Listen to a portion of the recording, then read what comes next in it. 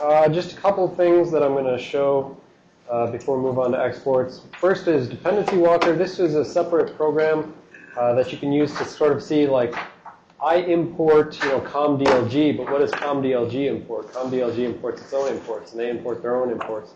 So actually, CFF Explorer has an equivalent thing to this down in the Dependency Walker tab. So within it, this would be another way that you could potentially see how many things it imports. So my round 2 Q0 imports 3 DLLs, user 32 being the first one. And then user 32 imports 3 DLLs. And, the second DLL imports a bunch more DLLs, and that imports many more DLLs. This is sort of a Windows 7.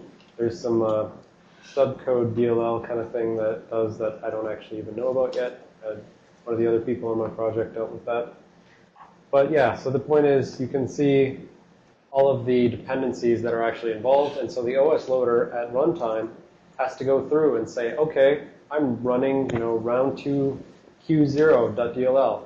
What does that import? And then it goes and finds all those. And what do they import? And finds all those. And it has to get this exhaustive list of all possible DLLs that need to be loaded to make these things work.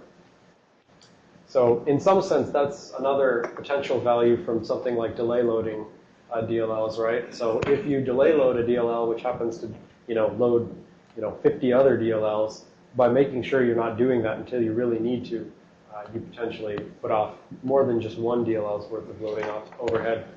Potentially you're putting off 50 DLLs worth of overhead.